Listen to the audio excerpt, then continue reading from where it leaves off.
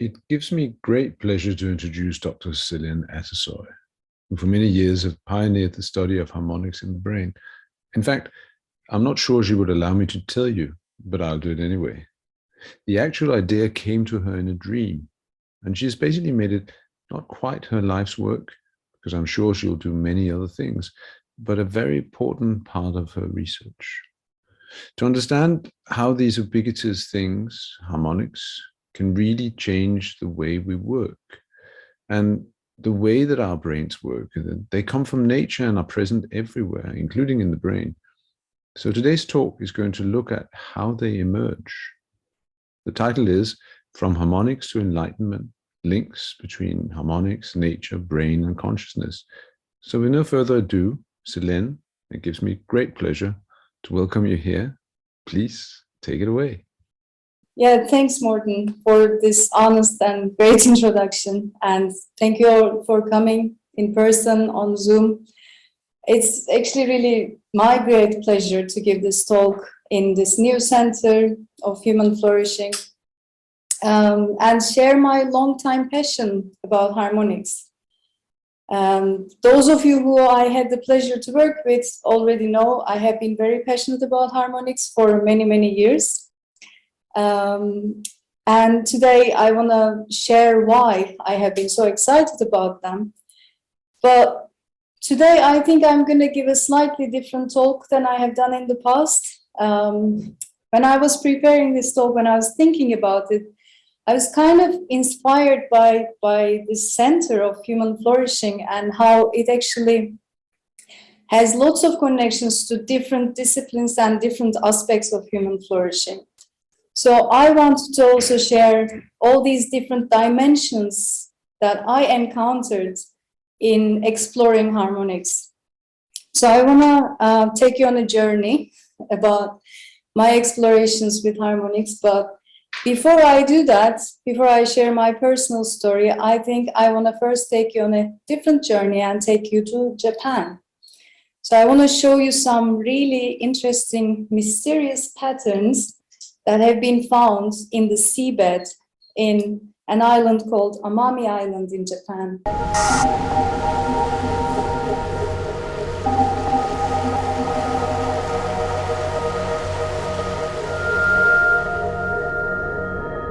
In 1995, divers discovered delicate patterns furrowed into the seabed off Japan's Amami Island.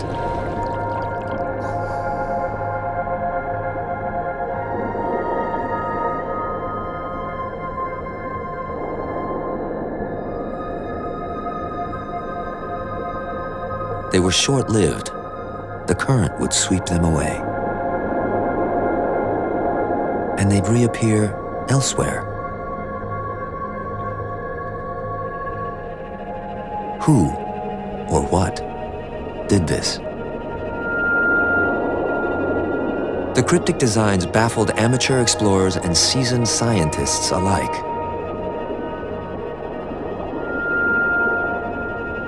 The mystery lingered for more than a decade. Then in 2011, scientists watched the seabed for almost a year.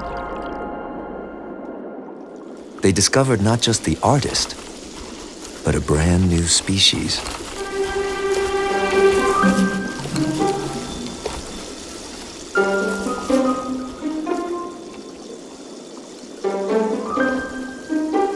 The white-spotted pufferfish. So elusive, it's rarely been filmed. The goal of this 3-inch artist is to gather fine sand to build a bed for his mate's eggs. Other fish build nests, but none create art.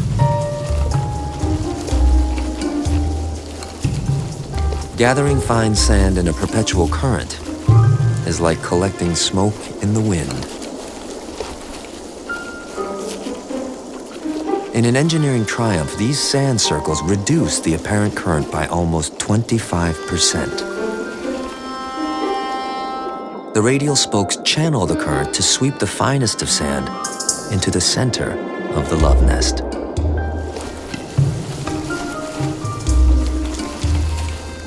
his diligent plowing lifts the sand to be captured in his artful trap.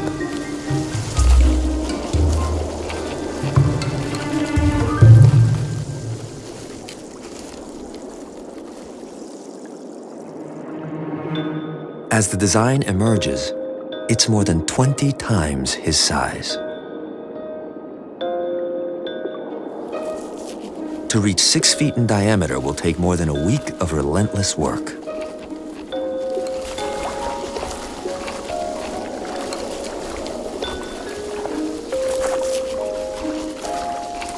He can't rest because the shifting tides threaten to blur the fine details and blow debris onto his canvas.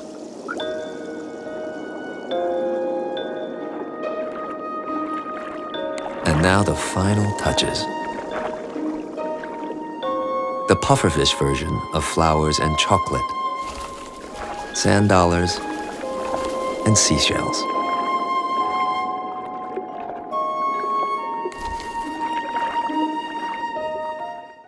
So for those of you who are interested in knowing the end of the story, the sand dollars, the pufferfish version of flowers and chocolate, and most importantly, probably this amazing love nest that this artist builds pay off. He finds his mate, and it's a happy ending. But looking at this pattern that this little artist has created, I felt absolutely fascinated. How did this little creature know how to build this amazing pattern that is more than 20 times its size? Well, also, when we look at the details of the pattern that he created, we see some universal characteristics that are present in various different patterns in nature. So they are symmetric. It's, in this case, the pattern is repetitive. And again, in this case, it's a circular pattern, has a convergence at the center. Interestingly, when we look at the archetypal patterns in nature, we see these same characteristics over and over again. So if you look at the structure of a snowflake, we see the symmetry, we see the repetition, we see the circular pattern, we see it in various different kinds of flowers. But we see it even in our daily life, in fruits. So this is just a cut from the middle of a kiwi. And we see this type of repetitive, symmetric, beautiful pattern emerging within the fruit. And the same is also for grapefruit or orange. And we also find the very same characteristics in animals. So in this beautiful tail of the peacock, we see these patterns of repetition and symmetry occurring over and over again. And nature is not the only source of this type of patterns that share these characteristics. But if we look at various different cultures, we see that they come in different forms of symbolism. So many different cultures use these aspects like repetition and symmetry and circle to create what they call mandalas. So if you look at the word mandala, originally it comes from the Sanskrit word, and it means circle. And it refers, in the Hindu tradition, it refers to the sense of wholeness created by circular forms. And if we look at, for example, Tibetan Buddhism, a mandala is called Kilkir, which means the center of all creation. And in that belief system, it is believed that this center is where an enlightened being lives. So in a way, in the Tibetan Buddhism, that word mandala is taken a step further than its original Sanskrit meaning of the circle and linked to enlightenment. And in Buddhism in general, mandalas represent the ideal form of the universe. So they signify the transformation of the universe or of ourselves from the reality of suffering to the one of enlightenment. And it's not only in Hinduism or Buddhism we see these mandalas, but if you look at various different cultures, we come across mandalas in archetypal symbolism in Celtic tradition as Celtic spirals, in Christianity as rose windows, in Chinese yin and yang symbol, and in the Native American tradition as well as the medicine wheel or the dream catchers. And besides these archetypal symbolism occurring in various different cultures, if you look at the modern day psychology, modern day psychoanalysis, we see that Carl Jung has pioneered his work with mandalas, and he explored the depths of his own psyche using mandala forms. So this, for example, is the first mandala that he has drawn. And here's another example, and another. And in his reports, he says, I sketched every morning in a notebook, a small circle drawing, a mandala, which seemed to correspond to my inner situation at the time. So he actually takes a bit of a different view than the traditional use of the mandala, where different traditions have meditated on mandala symbolism to reach a certain state or to work towards enlightenment, whereas Jung approaches this as a reflection of his current state of the self. And he says, only gradually did I discover that what the mandala really is, the self, the wholeness of the personality, which, if all goes well, is, he says, harmonious. Which brings me to the actual topic of my passion and my talk, which is the harmonics. So if we think of the word harmonics and explore its meaning in various different contexts, of course, we come across tuneful, harmonious, relating to harmony. But the origin of the word harmony or harmonics comes from the Greek word harmonia, which means an agreement or a concord of sounds pleasing to the ear. But it actually, the word harmonia literally means means of joining. So congruous and fitting together. So harmonics or harmony is marked or enhanced by harmonious agreement among constituent elements. And for me, the most striking definition or relation of harmonics that I came across is being of an integrated nature. And this is quite interesting if we think about the psyche or the self and well-being and human flourishing, because as Jung has pointed out, he referred to the relationship between mandalas and the self as a capital self. And if we think of the relationship between harmonics and the mandalas, that they show the same characteristics, then in a way what we can think of is what Jung is talking about as this capital S self is an integrated being, is our psyche being fully integrated, which can be thought of as an enlightened state of being. And if that is one polarity, then in the other polarity, we can think of a psyche which is rather conflicted, not harmonious, and could be maybe even split into parts.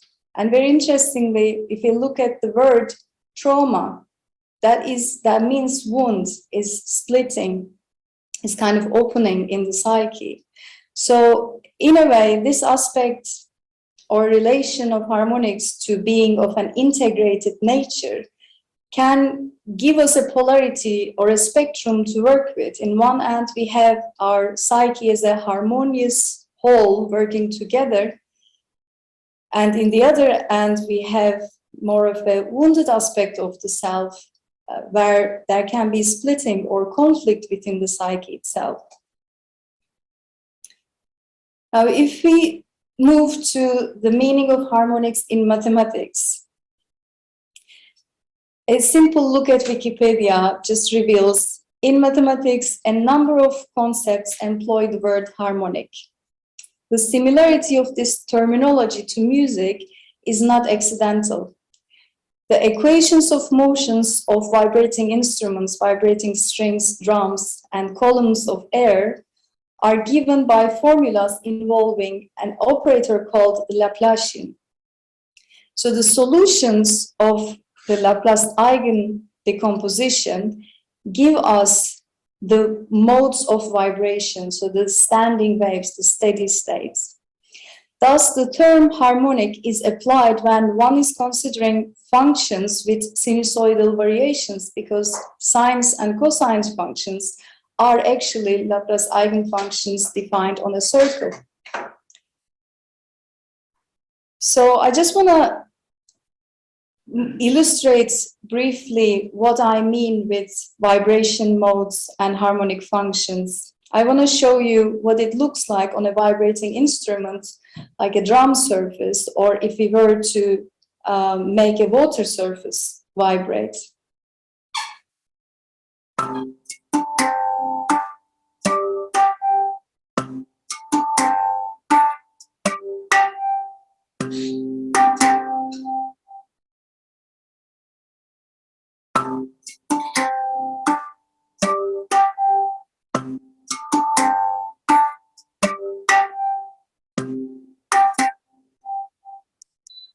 So these patterns that we see, in this case, it is on the surface of a plate filled with water.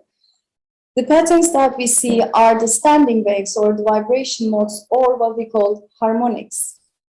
And as you can see, there's a striking similarity between these and various mandalas that we encounter in different cultures, but also various different patterns in nature. And even though these harmonics are seemingly very complex patterns and very different from each other, we can actually mathematically estimate their shape and the frequency at which these harmonic patterns will emerge by solving one simple line of equation. And that's the only equation that I'm going to show you in this talk, so don't go away. So just want to illustrate what this equation actually tells us. This bit, the size that come in both sides, is describing the shape of the standing wave. So in this case, it would be giving us these different patterns, the shape of those different patterns. And the lambda, which is the eigenvalue corresponding to this eigenfunction, would relate to the frequency of oscillation. So when we change the frequency, the pattern naturally changes. And today, this whole visualization of sound and vibration has taken all its own course and is a whole new field called cymatics. And using this technique, this science, we can even visualize very complex sounds. So here's, for example, a snapshot from a cymatic device that is reflecting Beethoven's Ninth Symphony on the surface of water. And what I would like to point out about these harmonic patterns is the two aspects I believe are quite important for the way we can use them or study them. So one of them is that they naturally adjust to the underlying domain. So up until now, I was showing you circular domains, and they were resembling mandalas and various different natural patterns. But here is an example of a very, very old experiment that a musician and a mathematician called Ernst Chladni has performed in the 18th century. So he put some sand on a metal plate. He literally scattered the sand on a metal plate, and then he let the plate vibrate at different frequencies. And he observed that the sand accumulates at the boundaries of regions when a standing wave emerges. So these are the parts that are steady. And the shape of these waves naturally adjusts to the domain. So if we were to scatter sand on a circular domain, the wave would naturally adapt to the circle. And in this case, it's a square domain and it naturally adjusts to the square. The second aspect that I want to emphasize is the relationship to frequency. So when we change the frequency, the pattern naturally changes as well. And every object has its own natural frequencies, so some preferred frequencies at which the object would like to resonate or vibrate. And anything in between, we don't see these patterns, but it is more of a discrete nature. So we move from one frequency, change the frequency, increases, and at some point we start seeing another pattern emerge. And we increase again, and at some point we see another pattern emerge. In this case, these frequencies. And if we were to, for example, look at more complex domains, so for example, cut the metal plate in shape of an animal skin, like Murray and his colleagues did, then we would see that actually the types of harmonics that are emerging resemble different types of animal code patterns. So for instance, up here, we see more of a higher frequency vibration patterns resembling leopard spots, whereas in the bottom, we see lower frequency harmonics emerging on an animal skin-shaped metal plate resemble zebra patterns, and you can also get tortoise shells, etc. And cymatics has taken this visualization even further, and we can find cymatic patterns that resemble various archetypal forms that we see in nature, such as the snowflake or the starfish or various different flowers, and even the structure of the DNA. So being fascinated by all these different aspects of harmonics all these years, I wanted to see whether they could relate to the way we understand human brain, or whether they could help us have insights about the way brain functions. So what we did in the beginning was to take this equation that gives us the harmonic patterns, and instead of applying it to a circular domain or a square domain, what would happen if we were to solve the very same equation on the structure of the human brain? So on the structural connectivity of the human brain, as you can see here, we took a full human connectome without any parcellation, and we included both gray matter and white matter connectivity to just create the most detailed representation of the connectome that we could get. And then we solved this equation on this structure. And when we do that, as in other phenomena, we start measuring or estimating the shape of these harmonic patterns that we call connectome harmonics. So like in other cases, like in the metal plates or in cymatic examples, here we see the low frequency connectome harmonics, and with increasing frequency, we see the patterns change, but also with increasing frequency, we see the patterns get more segregated and maybe structuring the cortex into smaller parts than the lower frequency harmonics. And in the beginning, what surprised us the most was when we realized that especially one of these harmonics, as you can see here, the ninth connectome harmonic, very closely resembled one of the functional networks of the human brain, namely the default mode network. So that was the very beginning of our journey about exploring harmonics in the human brain. And I want to fast forward a little bit and show you what we have done recently last year in collaboration with Katarina Glom. Instead of looking at the structural connectivity, we asked ourselves what would happen if we apply the same equation this time on the functional connectivity of the human brain. So nothing changes. The equation is the same, but instead of applying it on the structure, the structural connectivity, we apply it on the functional connectivity, which may mean on the communication structure of the human brain. So in a way, we get these harmonic channels of communication. And once again, for different frequencies, we get different harmonic patterns. And for increasing frequency, we get more localized waves emerging on the cortex. So I want to point out just a few different aspects of these functional harmonic patterns. So in the first functional harmonic, we see a separation between the visual areas and the somatomotor cortex, which has been also reported in the literature as one of the two main gradients of the human brain. And in the second functional harmonic, we see a separation between multimodal and unimodal areas of the human cortex. So if we were to look at the third one, for example, we see in this case a parcellation of the somatomotor cortex only into different areas like hand area or foot area. And we find in functional harmonic number 11, again, a different separation, a different parcellation of the somatomotor cortex, in this case, into the right hand versus left hand area. So for instance, what would happen if we were to use just those two harmonics as dimensions to represent our data? So here we plot harmonic number 3 versus harmonic number 11.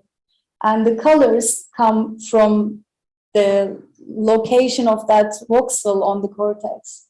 And as you can see here, we find the face area in this polarity and the foot area in the exact opposite polarity. And orthogonal to that, we find the right-hand area versus left-hand area. So we get, in a way, a two-dimensional body mapping just by using two of these functional harmonic patterns.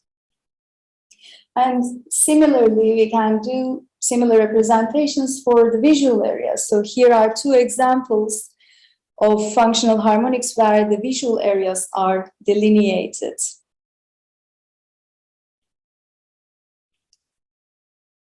So these both connectome harmonics and functional harmonics can be seen like a new language, a harmonic language in which we can understand the human brain from a different perspective. But besides the patterns themselves that we measure, besides the harmonic patterns, I want to also illustrate a change in perspective and how we can actually use these patterns to represent our data in a different language, in the language of frequency and harmonics, and what we would find then. So far, we have been working on either using structural connectivity or functional connectivity and estimating these patterns, these harmonics on the human brain. But because of their nature, because they are all orthogonal, they actually give us like a new language in which we can translate our, let's say, fMRI data and start studying different aspects of the data in this new language. So the way we do that is we simply take the fMRI data and project that onto the cortical surface. And then we can, for each time point, for each pattern that we see, we measure in the human brain, we can estimate how strongly each of these harmonic patterns contributes. So we can think of it like a music. We hear a very complex snapshot of a symphony or a melody, and what we are trying to do is to write down the musical notes at each time point. So this we call connectome harmonic decomposition or connectome harmonic signatures. And I want to show you what kind of signatures we find in different states of consciousness.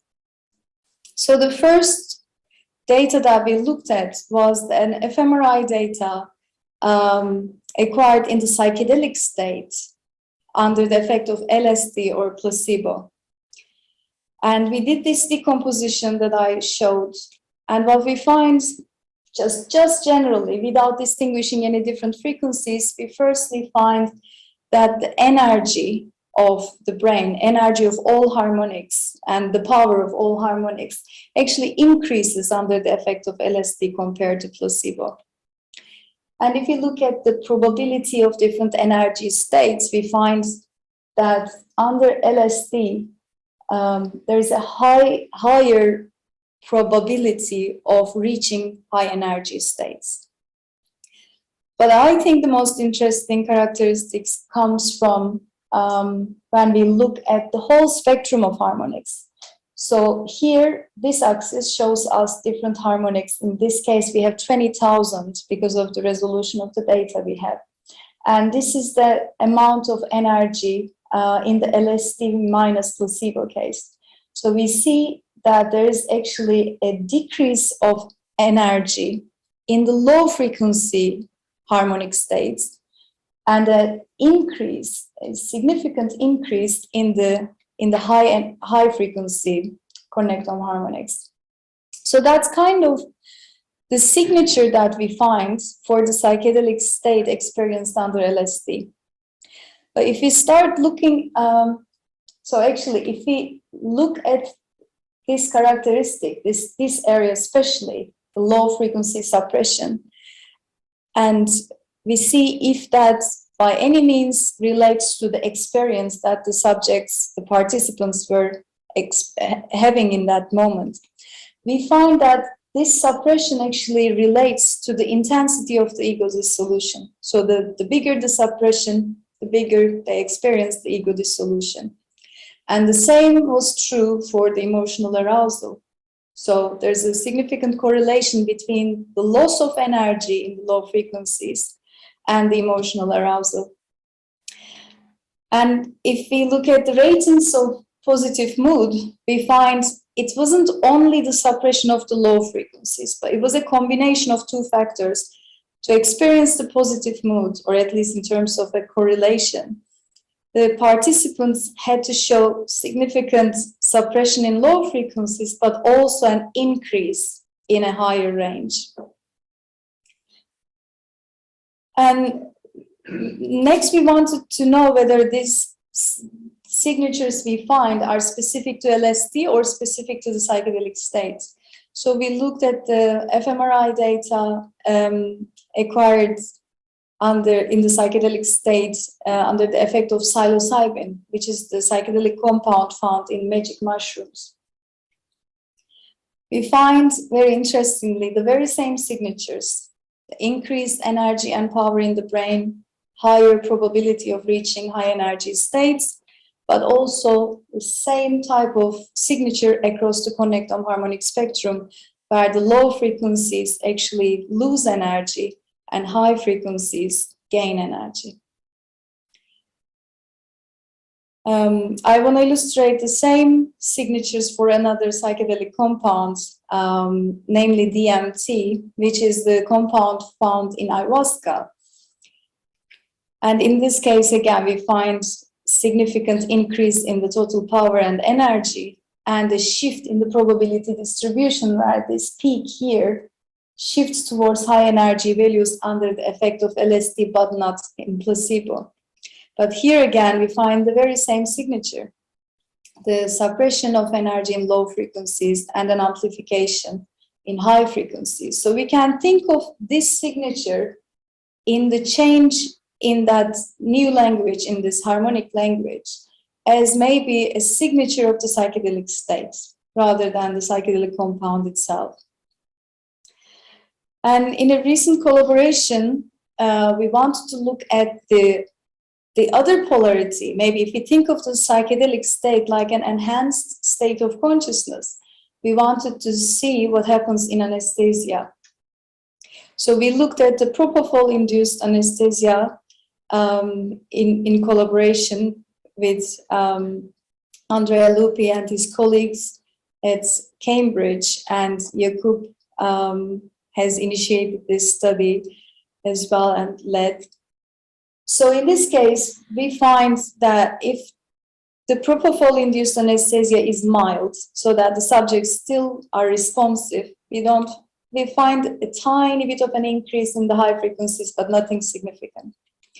But as soon as they stop being responsive, we find the opposite signatures that we found in the psychedelic states. So in this case, low frequencies actually get amplified and high frequencies get suppressed. And the same pattern also emerges for recovery. So when we compare moderate anesthesia to the recovery instead of normal wakefulness before they received propofol, we find again the same pattern. Low frequencies are more dominant and high frequencies are suppressed. And quite interestingly, what would you expect if we were to compare normal wakefulness to recovery? It could be the same or it could have some differences. What we find is, even though it's slight, it's still significant. There's actually a tiny suppression in the low frequencies, like in the psychedelic state, and an amplification of high frequency connectome harmonics, again, like in the psychedelic state, which could account for the psychedelic-like experience that people report when they are recovering from anesthesia. And finally, we looked at also fMRI data coming from disorders of consciousness, from vegetative state and minimally conscious state.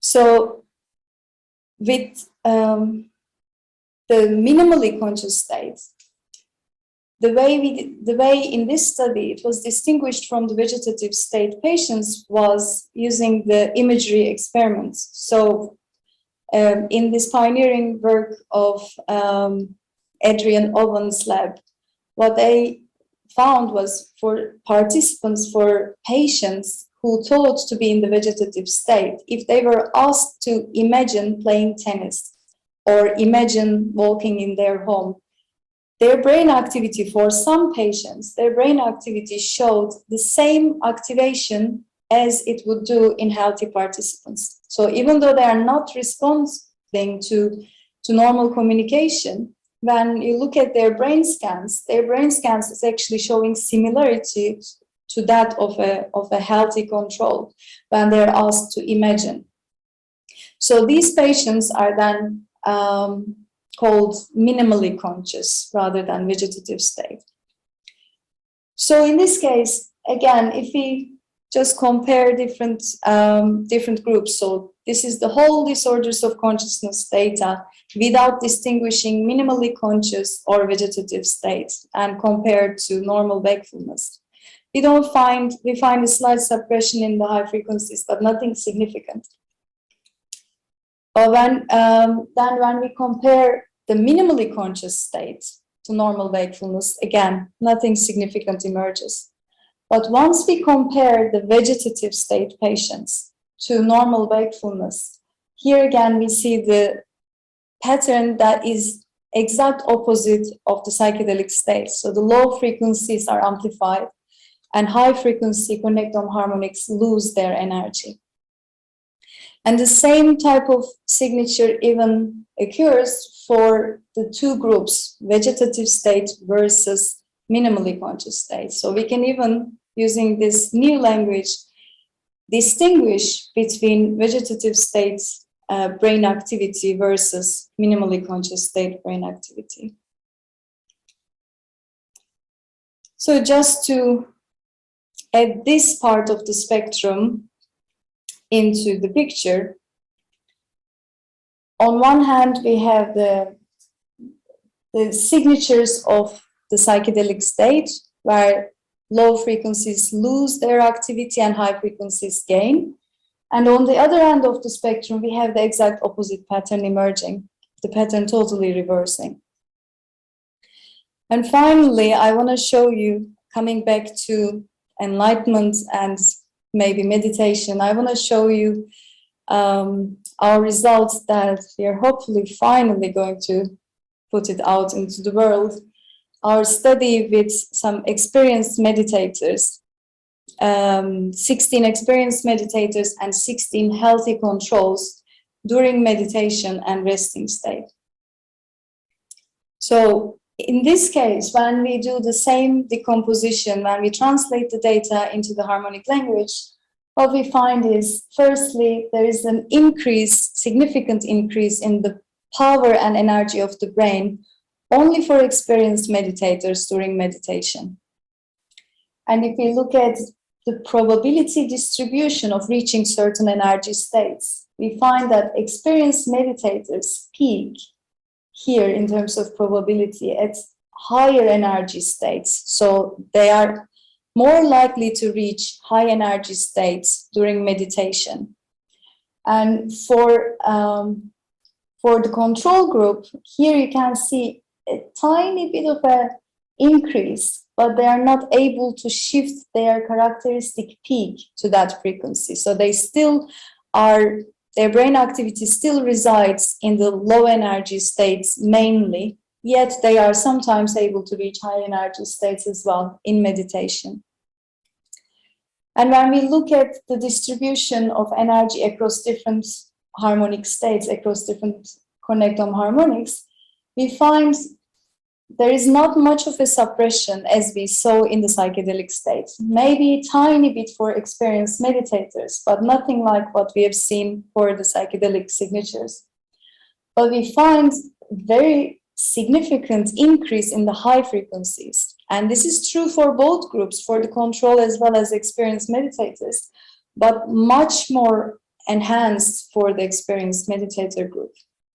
So if we include that into the whole spectrum, into the whole picture, this is so far what we have found in our studies and in various collaborations about signatures of consciousness when we use harmonics as a language to describe brain activity.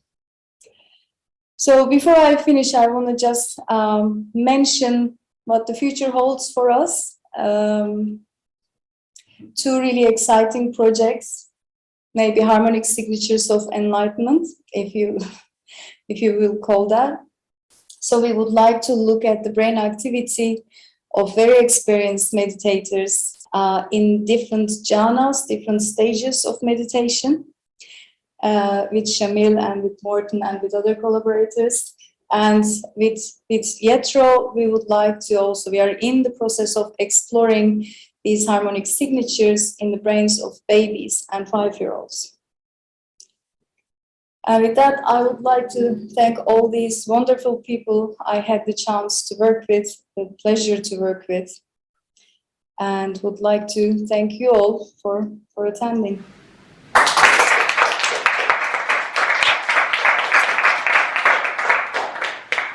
So wonderful, Selen. Thank you so much for this talk. We will take some questions. If anybody online has a question, raise your hand and I'll distribute. But I think I'll take a question from the room first. Kenneth. Yes, so really wonderful talks, Lena. Very, very clear and really interesting research. I had two questions, if I may. The first question was, what do connectome harmonics tell us that is new and unique from past literature on EEG analyses of things like anesthesia, sleep disorders of consciousness? Because if I'm not mistaken, the literature there has shown also an increase in lower frequency activity. And the second question was, it seems like the main conclusion from your research is that there's a scale of consciousness, a unidimensional scale, where higher frequencies correspond to higher states of consciousness, lower frequencies correspond to lower states of consciousness. I'm wondering if you've perhaps thought about the idea that consciousness might be like a multidimensional scale, where it's not just, frequency increasing along a single axis that corresponds to ascending to higher states of consciousness. Yeah, great questions. Thank you. I'll start with EEG first. So I think the main difference of this type of, they are both spectral decompositions, but EEG having this temporal resolution is mainly suited for the temporal aspect. Whereas what we are doing with connectome harmonics is a spatial decomposition. And also it provides the possibility of decomposing it into brain states. So different than the temporal analysis, we can start looking at the dynamics of transitions, and that has a wider future in a way than the temporal analysis, or can be linked to temporal analysis, but complements it in a way that wasn't possible without using brain states. And in this case, what we choose as brain states are the harmonic states. And the second question, I think I'm happy that you asked that, because I would like to clarify that it's really not my intention to think of consciousness as a unidimensional thing. I really personally disagree with that aspect. The only thing that it can quantify using this technique would be maybe the richness of experience. So I would never go as far to say consciousness disappeared in this frequency, or it's higher versus lower, because that would also imply that my consciousness, if it's more complex, would be a higher consciousness than the pufferfish. But look at what pufferfish can do. So I wouldn't claim that my consciousness is higher than the pufferfish consciousness. I would just make a conclusion or make any comment about the richness or content of the experience based on that complexity. Thank you so much, Selen. I think we'll take a question from online. We have Fernando from Chile has a question for you. Hello, Hi. can you hear me? Yeah, thanks, Selen, for the amazing talk. I have two small questions. One about the meditation. The comparison you show is between sort of the peak meditation and baseline, and is that right? And if that is right, do you have post data so you could compare post and pre versus peak and pre? That's the one question. And the other question, I was wondering if you have the time dynamics of each of the harmonics, can you do a correlation of harmonics or transfer entropy within harmonics or something like that? Yeah. Have you tried? Yeah, so I'll start with the first question. And I think the post is a really great idea. What we have in our data is the resting states for both groups, for experienced meditators or for naive subjects, and during meditation. But I think it would be interesting to, especially for the naive group, to follow up and see how meditation changes the brain activity in the long term. So that would be something interesting to explore. The baseline here is the resting state or the control group, as you decide. And in terms of the correlation across harmonics, yes, we have looked at that very briefly, which we call cross-frequency correlations, because each harmonic corresponds to a different frequency. So we looked at the correlations across their activation patterns. And for the LSD study, for example, we find a significant increase in a very wide range of cross-frequency correlations. But I think more can be done using that type of analysis. So we have only looked at the correlation patterns, but other measures can be applied on that. So in other words, we'd love to continue working with you on that. So let's maybe take a question from London. We have Milton on the line. Hello, can you hear me? Hi, Milton. Yes, we can hear you. Hey, great to see you. Thanks for this. We've talked about this before, but I just wanted to check my understanding here. You used the analogy earlier about freezing an orchestra and identifying the notes of the moment, essentially. And in a way, this looks exactly like a FFT, fast Fourier transform, that I use for audio analysis and that we use for adjusting the timbre, like EQ of a sound. And so is that accurate, other than the fact that the brain is also spatialized and of course has many much higher frequency ranges and fidelity? And the flip of FFT is that theoretically we can construct any sound from sine waves. So does that mean if we knew how to excite these harmonics, we could create any brain state we like in a subject? Yeah, that's a great question. So about FFT, this is exactly the equivalent of FFT in the spatial domain, but on the structure of the human brain. So these harmonic functions, if they were to be defined on a circle, would be sines and cosines, which would, if you use that as your language, that would give you FFT. And what we do is we define them on the structure of the brain. So we extend the Fourier transform to the structure of the human brain. But the difference with FFT, the way FFT is used in that decomposition is, again, time versus space. So using FFT, you decompose a temporal signal into sinusoidals. And what we do is, for each time point, we decompose the brain activity in brain states. So in the end, we end up having a matrix that is frequency by times, which is lost if we were to use FFT. What was your second question, Milton? About recreating brain states. Oh, yes, exactly. Yeah, I think that's a wonderful question, because that needs to be seen. But so the way these brain states come about is the interplay between excitation and inhibition in the human brain and so on. And in a way, what the drugs do, let's say psychedelic states, is actually a change in that ratio, and that leads to a different state. If other means can be used to achieve different states, I believe yes. But that has multiple dimensions, what is ethical, what would work, and all that. That is a very broad future research, I think. Thank you very much. So I think we'll take one question from here. Shamil, please. Yeah, it's an amazing talk, very exciting for the future.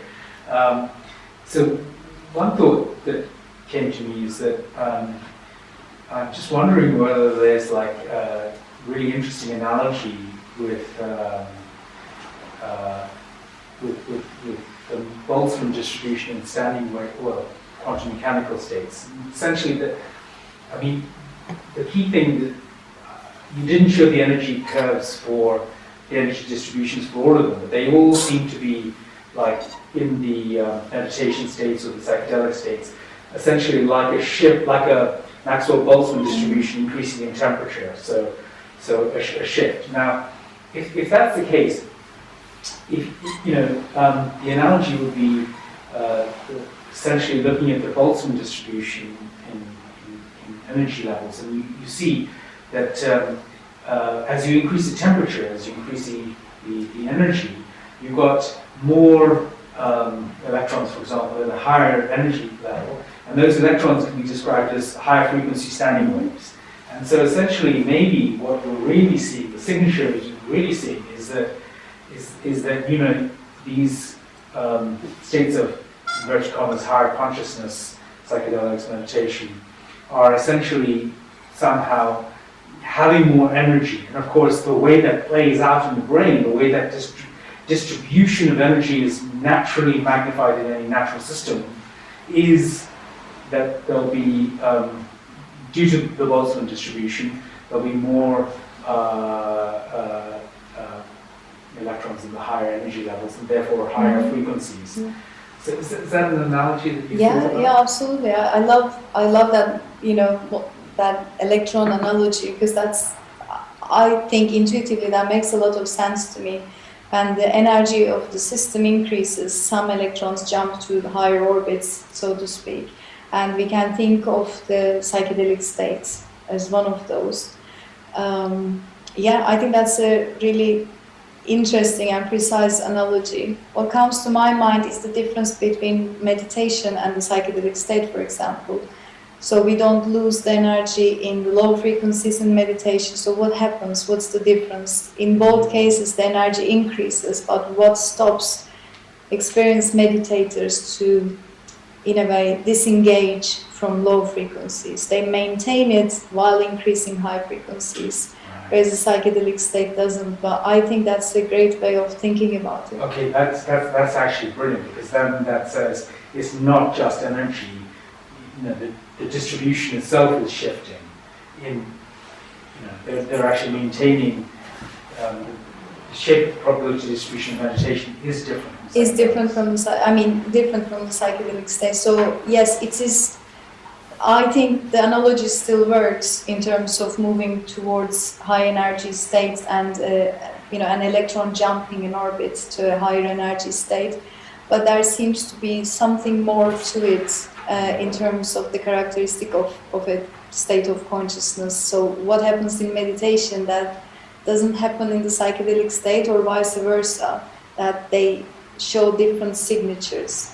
And it's interesting, I didn't get to mention, but those low frequency states are also where we find the resting state networks. So in a way, if we think of it as our engagement in the reality as we know it, it may mean that meditators are not fully disengaged, whereas in the psychedelic state, there's a shift where we lose the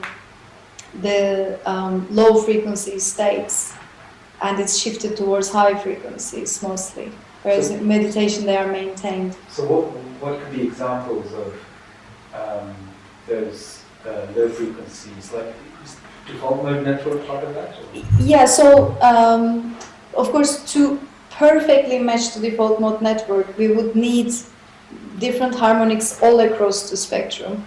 But even only the 9th harmonic, as I've shown earlier, matches very closely the default mode network. So the resting state networks are mostly resembled by the low frequency connecton harmonics.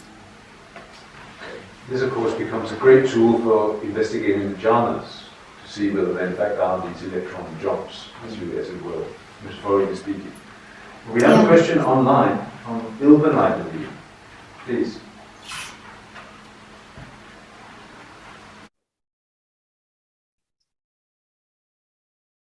Are you with us? Oh, sorry, was that for me? Yes, sorry. Did I not pronounce your name correctly? I'm sorry. No, the mic just cut off, sorry. Hi, Selen. Thank you for the conversation. That was great. Really exciting topics. Thank you. I was just wondering about the idea of enlightenment, how there seems to be a hierarchy of moving towards higher frequency states. And I was wondering if you factored in the overtone series contained within the connecting hormones and harmonic series, and if you see a hierarchy there or not. Yeah, thank you. I think that's a great question too.